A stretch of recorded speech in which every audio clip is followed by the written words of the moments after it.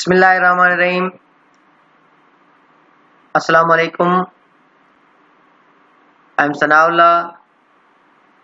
आज हम मैथमेटिक्स 113 में क्वेश्चन नंबर 9 करेंगे, एक्सरसाइज 2.3 का। इसमें कहा गया है कि अगर इफ पहला सम S1, दूसरा सम S2, तीसरा सम S3 है, ठीक है, मतलब n 2n 3n टर्म का, ठीक है, जो कि एक अर्थमेटिक प्रोग्रेशन का है सम। तो ये मालूम करना है कि जो तीसरा सम है, ठीक है, वो बराबर है 3 ब्रैकेट द डिफरेंस ऑफ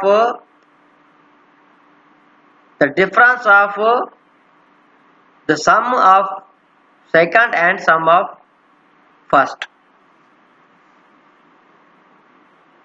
मतलब कि S2 और S1 का डिफरेंस उसके साथ ब्रैकेट में 3 हो, S3 के बराबर होगा। आपको मजीद ऐसे समझ आएगा कि भाई जैसे कि क्वेश्चन के मुताबिक S3, S2, S1, ठीक है, मगर हमारे पास जैसे कि सम बराबर होता है, Sn बराबर होता है इस चीज के बराबर होता है, ठीक है। अगर n की जगह पर इधर 3 पुट कर दें, पहले तो देखें ना भाई 3 किसके बराबर आता, किसके। अगर n की जगह पर 3 पुट करेंगे तो इधर S3 हो जाएगा, ठीक है, और ये 3n हो जाएगा और ये भी 3n हो जाएगा।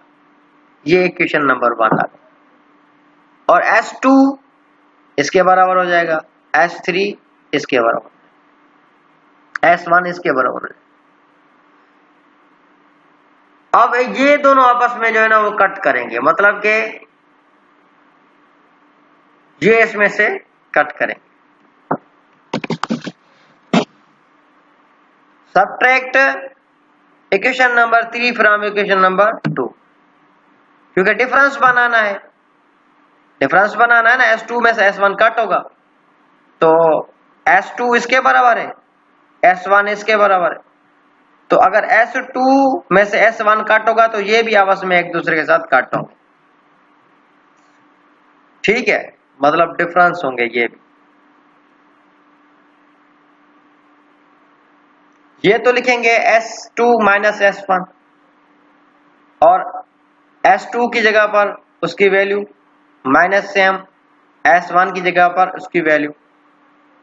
अब ये n इनके साथ मल्टीप्लाई होगा तो ये हो जाएगा 2a1n plus n square minus n D, वैसे ही कॉमन, और ये n/2 जो है इसके साथ मल्टीप्लाई हो जाएगा तो ये हो जाएगा n1, ये माइनस प्लस माइनस n के साथ स्क्वायर अपान 2 माइनस n, ये डी वैसे ही कॉमन। अब देखा जाए तो ये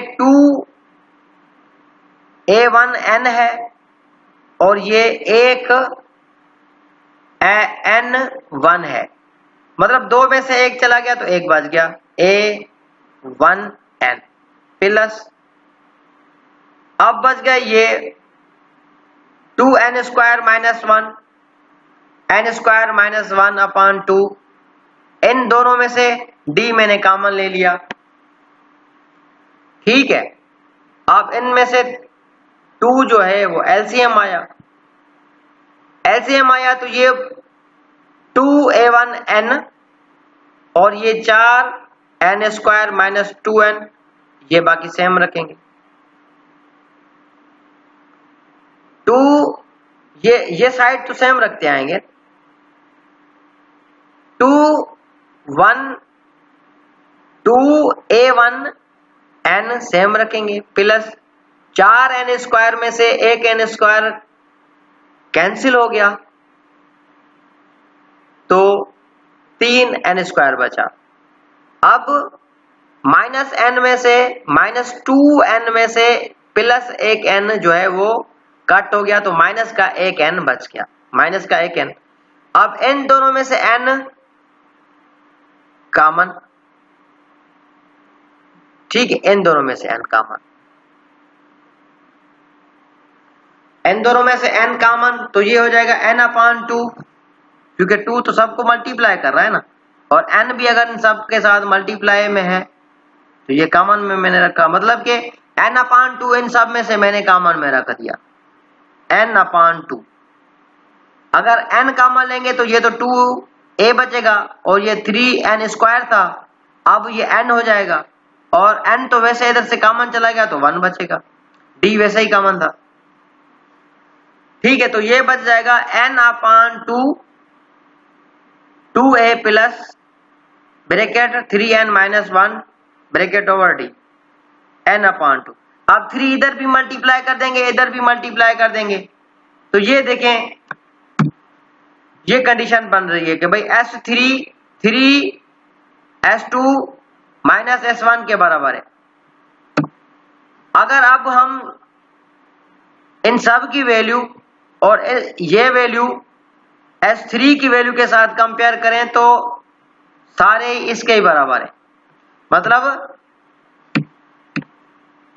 S3 की वैल्यू भी वही है जो इन सब की है, इन सब की वैल्यू भी वही है जो S3 की है, मतलब इसकी वैल्यू और S3 की वैल्यू सेम है, तो S3 इसके साथ बराबर ही हो गया, मतलब क्योंकि जितनी इसकी वैल्यू है उसकी भी उतनी वैल्यू है, तो लिखेंगे S3 = 3s2 minus S1 bracket over, ये सारे दोनों जो हैं इसके ही बराबर हैं। तो ये प्रूव हो गया कि भाई ये वाकई एक दूसरे के बराबर हैं, और यही प्रूव करना था कि भाई ये जो 3s हैं ये सम जो है, ठीक है, क्या इनकी वैल्यू वाकई आपस में एक दूसरे के बराबर है या नहीं है, मतलब S3 की वैल्यू इसकी वैल्यू के बराबर है या नहीं है। जब हमने हल किया तो इसकी वैल्यू S3 की वैल्यू के साथ मैच कर रही है, तो मतलब ये आपस में इक्वल ही हुए, left hand side is equal to right hand side, hence proved, ठीक है। ये मैंने लिखा था left hand side is equal to right hand side.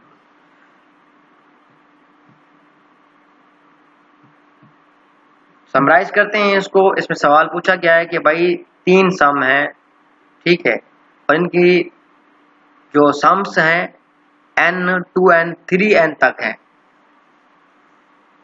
ठीक है, ये इनकी टर्म्स हैं। तो मतलब S1 के लिए n = n, S2 के लिए n = 2, S3 के लिए n = 3, यही कंडीशन है, ठीक है। अब जहां पर S3 है मतलब n3 है, जहां पर S2 है मतलब n2 है, जहां पर S1 है वहां पर n के बराबर है। अर्थमेटिक सीरीज का जब भी आप सम करते हो तो आप ये फार्मूला इस्तेमाल करते हो, ठीक है। ये भी इसी तरह से अर्थमेटिक सीरीज की टर्म्स हैं,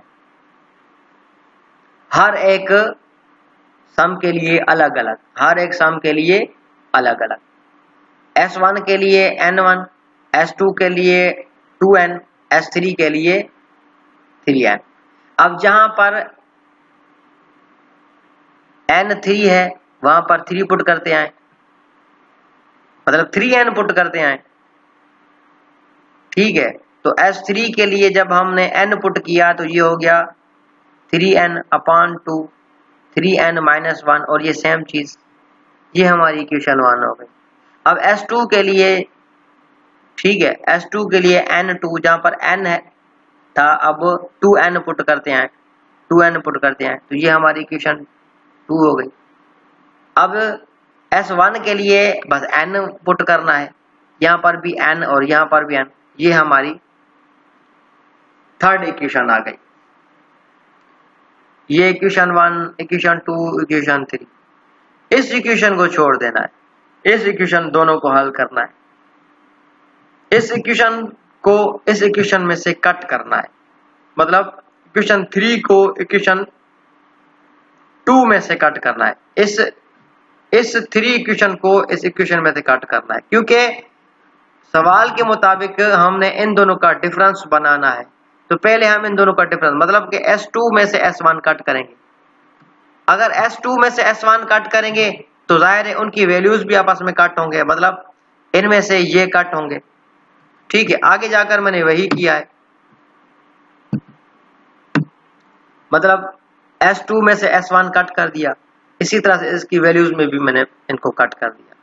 अब n इन सब के साथ मल्टीप्लाई में है तो n इधर भी मल्टीप्लाई किया, इधर n/2 मल्टीप्लाई में तो n/2 इधर भी मल्टीप्लाई किया।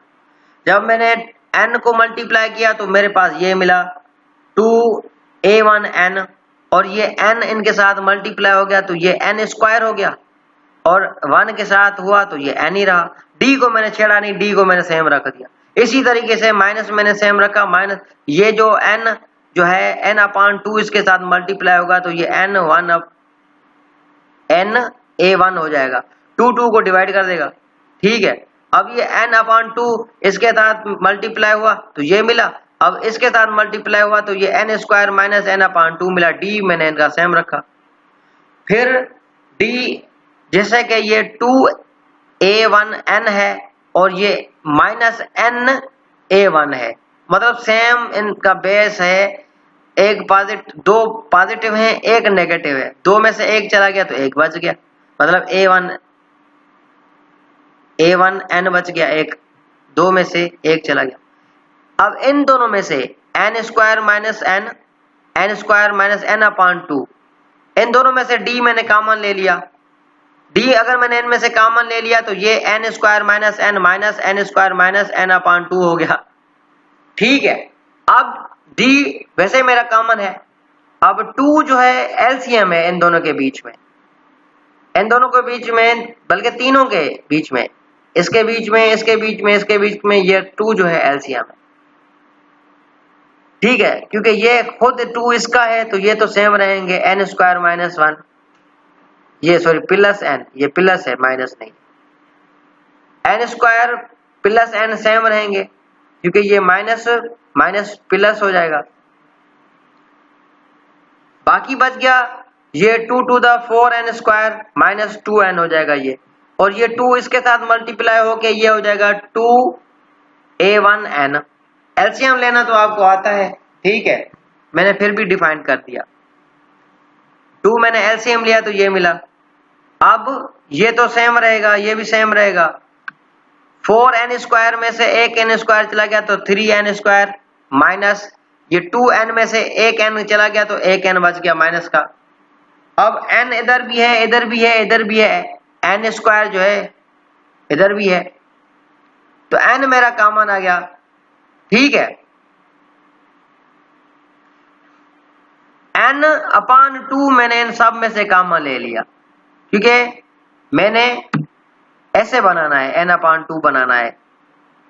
अब S3 की वैल्यू को और इसकी वैल्यू को आपस में कंपेयर करना है। ठीक है, अब आप देखेंगे कि n/2 मैंने कॉमन ले लिया, बाकी इस ब्रैकेट में बच गया 2a plus 3n minus 1d। आप कॉमन लेंगे ना ध्यान से तो आपको ये n स्क्वायर 3n रहेगा, ये n कॉमन चला जाएगा, इधर 1 बचेगा, ये n कॉमन हो जाएगा तो सिर्फ a बचेगा, इधर 2a। ठीक है, इसमें से n कॉमन चला गया तो ये 3n, इसमें से कॉमन चला गया n तो यहाँ पर -1, और इधर से कॉमन चला गया n तो ये इधर a बचेगा। तो n/2, क्योंकि 2 तो वैसे डिवीजन में है तो n/2 मैंने इस सारे में से n/2 कॉमन ले लिया तो ये n/2, और ये 3 किधर आया, 3 मैंने इस वैल्यू को कंप्लीट करने के लिए और इसको 3n बनाने के लिए, क्योंकि ये तो सिर्फ S2 माइनस S1 था ना, इसको ऐसे 3 बनाने के लिए इधर भी 3 मैंने मल्टीप्लाई किए, इधर भी 3 मैंने मल्टीप्लाई किए। अब देखें इस सब की वैल्यू और S3 की वैल्यू सेम है। ये देखें, इस वैल्यू को कंपेयर करें और इस S3 की वैल्यू को कंपेयर करें, सेम है।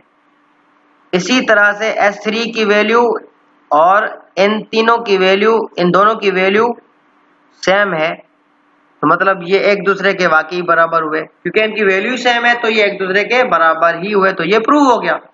यही तो प्रूव करना था कि भाई प्रूव करें कि इन टर्म्स के होते हुए क्या ये वाकई आपस में एक दूसरे के बराबर हैं या नहीं है। भाई वाकई एक दूसरे के बराबर हैं, क्योंकि सबकी वैल्यू एक है, इस S3 की और इन दोनों की वैल्यू एक ही है, तो ये प्रूव हो गया।